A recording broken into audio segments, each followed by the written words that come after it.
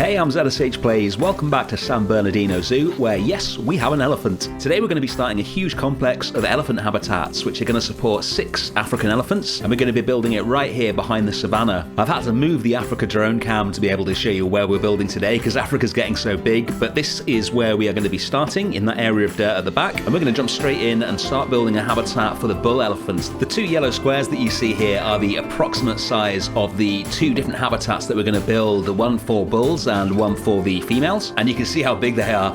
But what makes this unique is that we're going to have the 2 habitats joined together with something I didn't even know was possible until I did my research for this build.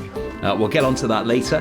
But what we're going to do first of all is design some walls and fences for the habitat, and we're going to be basing these, in fact we're going to be basing quite a lot of this habitat on the elephant habitat at Chester Zoo here in England. I went there last year and the rockwork in the habitat really caught my attention. It's all layers of rock stacked on top of each other as we're doing here. It looks really cool, and it sort of goes from a yellowy orangey rock at the bottom up to more of a dark grey rock at the top, and I really like the 2-tone colour along with the texture, but the texture was my favourite part. So rather than reusing the walls that we made for the savannah that we've used a lot in this African area, we're going to create a completely new set of walls for this habitat, and then we'll make variations of it and use that to build quite a lot of the habitat walls, and we'll also use them as decoration in the habitat itself.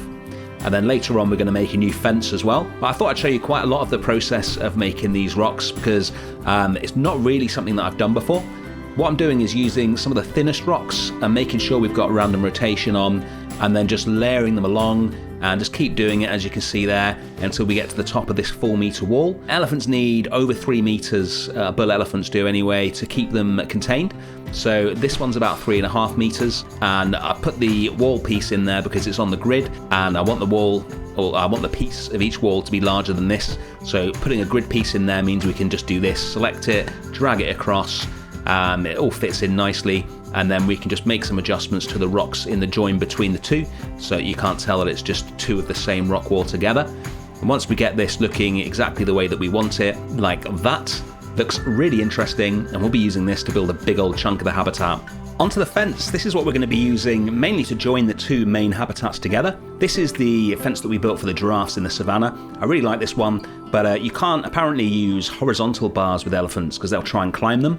Well, I'm not sure if you count walking up bars as climbing, but that's what it says in the manual. So what you need is either vertical or diagonal bars, and vertical bars always bring to mind a prison to me, which is not really what you want in a zoo. So we're going to go with diagonal ones.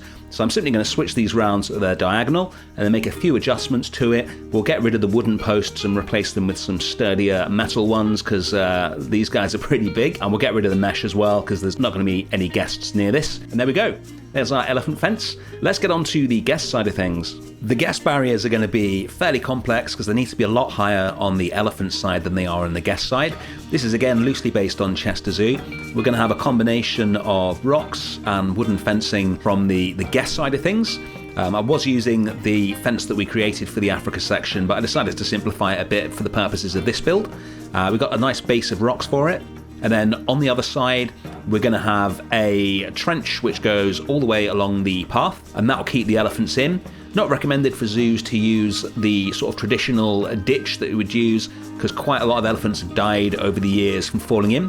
So we're going to be having a sloping trench so that the elephants aren't going to want to walk down there because there's nowhere for them to go when they get to the bottom, but they're also not going to fall down it because it'll have a slope rather than just a drop off. And what we're going to do to cover up the terrain is use the new walls that we've made on this side of the habitat. So as you can see, we've got 3 meters on the elephant side, and then just 1 meter on the guest side, and most of which is just a fence that they can see through. And that's going to keep the elephants in the habitat and give the guests a good view into the habitat. You can see the raised paths here. That is so that the ground in the habitat doesn't have to be any lower than the normal ground level, apart from the ditch. That's going to be important later, because I want views into the elephants from both sides of the savannah habitat, so that you'll be able to see elephants in the background when you're looking at the giraffe and the rhino, etc. I'm going to do some more work on that later in regards to making sure that we can see the elephants. And that's why these big rock walls that we've built will just be used for the sides and the back of the habitat rather than the front, so we can make sure we get really good views from across the other side of the Africa section. We're going to put these fences in now. This is going to be part of the area where the elephants will have access to their indoor quarters, and also get them into the part of the habitat that joins on to the female elephant's habitat. So with elephants, normally the way that you keep them is that you need to have males and females separate rather than permanently keeping them together. And they're such intelligent animals that you can't really decide exactly what you're going to do with elephants until you've actually got the elephants that you're going to keep, because they all have different personalities and they all react in different ways to different situations. So traditionally, especially if you want to breed them, zoos will normally have either one habitat that can be split into two, or have two or sometimes even more than two habitats that can all be controlled whether the elephants are able to pass between different bits or not.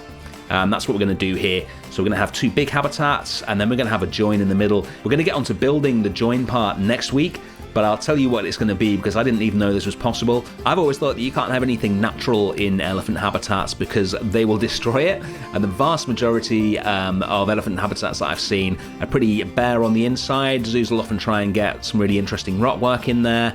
You might get the odd really sort of sturdy fake tree, the odd dead tree maybe, but that's about it.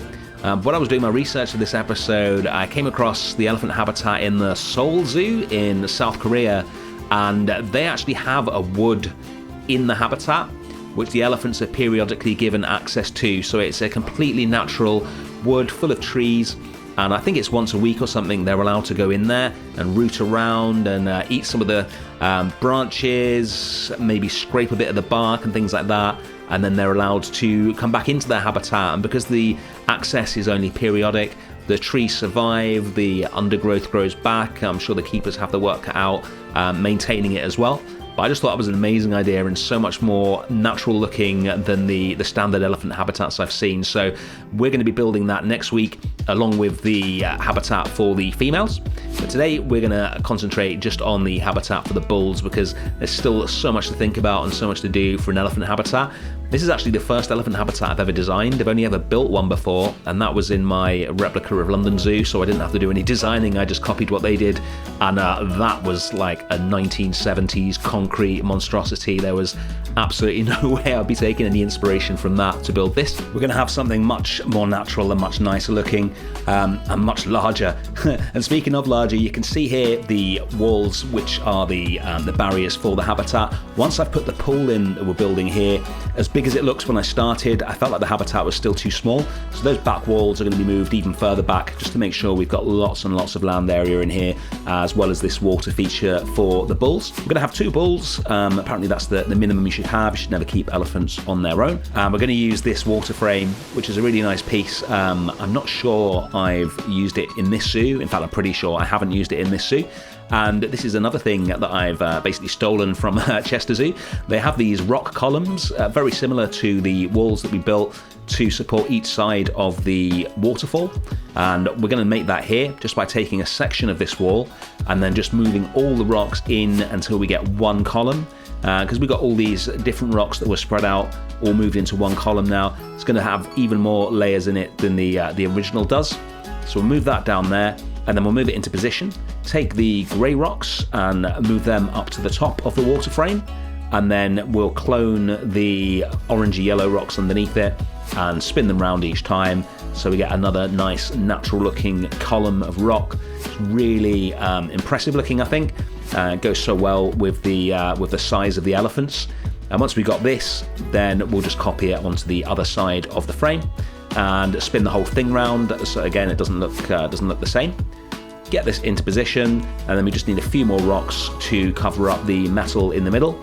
This is pretty much a direct recreation of how it looks in Chester Zoo. We'll just cover this all up with these thin rocks, and then we'll drop a couple down to get more of a curve to it than just a straight line. And that's the water frame pretty much done. I really like how this looks. need to get a lot more detail into the pool as well, but we'll come back and do that in a minute. We'll do some more terrain painting on this sand to make it look a bit more natural, and then it's time for Franchise Masters. Today's tip is about sightlines. One of the most important things to making your zoo look good is the ability to be able to see into one habitat when you're stood in another. So we're going to place this African elephant statue, which is to scale down, and then we're going to use Explore Cam and head on back into the savannah, and then these walls will be replaced by fences, and we need to make sure that we're going to be able to see the elephants from here. So if we zoom in, there we go, we've got an elephant right there, and that's going to ensure an amazing vista when you're in the savannah with the elephants in the background. Next up is visual barriers. Apparently it's really important to have visual barriers in elephant habitats so that they can keep out of sight of both each other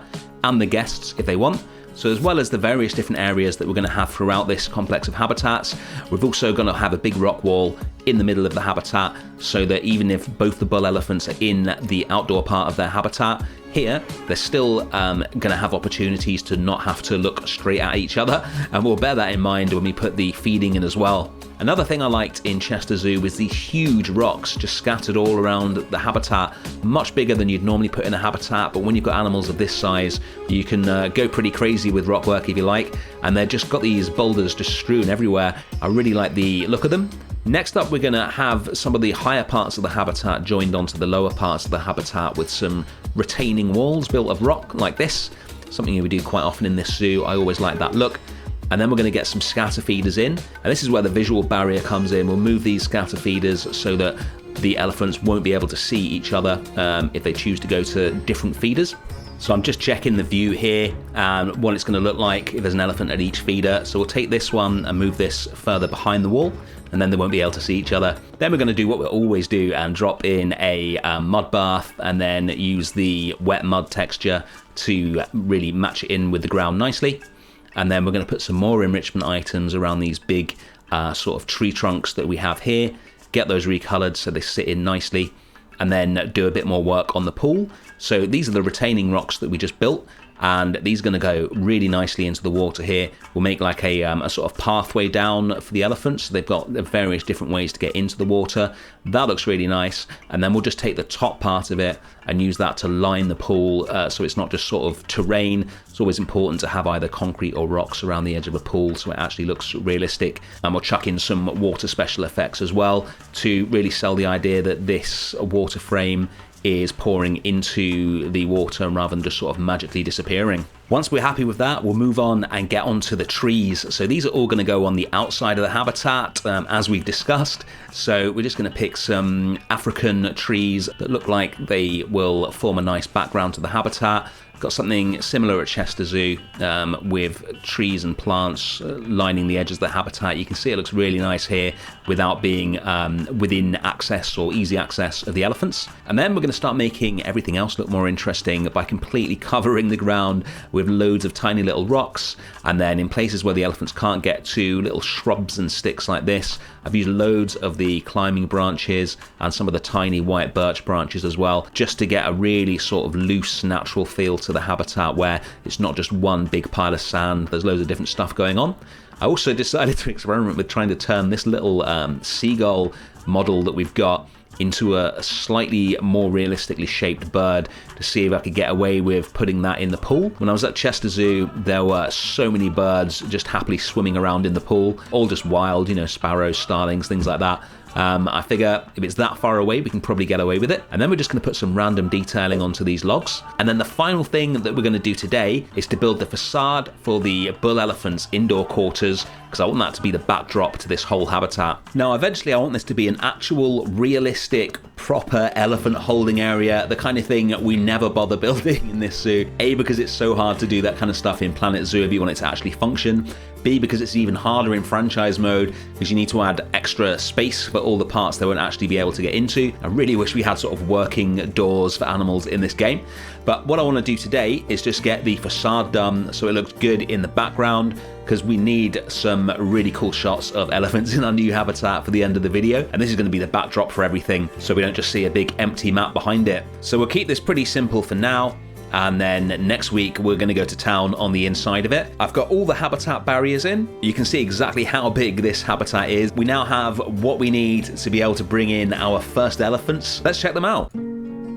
Here's our first elephant bull entering the habitat through the building that we just built. They look absolutely magnificent. I think I've said this before, but you forget how good some of the base game animals look. I think the animation on these guys is amazing, especially the way their ears move and just the textures of their skin and their tusks. They really do look incredible. And I think the habitat looks pretty nice as well. Here he is enjoying his mud bath. You can see the giraffe house in the background as well. I really like the juxtaposition there. We'll get the other bull in a second as well. He's just saying hello. I'll show you some shots of them walking around the water feature and using the water feature as well. I think that looks really cool. Next week, we're going to build the habitat for the female elephants and the wood that's going to join these together and get all the detail into the off-show area as well. And by far the biggest habitat in San Bernardino Zoo will be complete. Let's check out where we started today in the new elephant drone cam. That little patch of dirt was the beginning, and this is where we are now. You can see how large this little part of the habitat is and how big it's going to be when it's going to be finished. It's going to be even larger than the savannah. Can't wait to get that done. We'll take a quick look at the members monolith now. Thank you so much to all of you who have joined. If you want to see your name in San Bernardino Zoo, then hit the join button on the channel. Don't forget to hit the like button if you enjoyed this. Thank you so much for watching, and I'll see you again next week. Bye.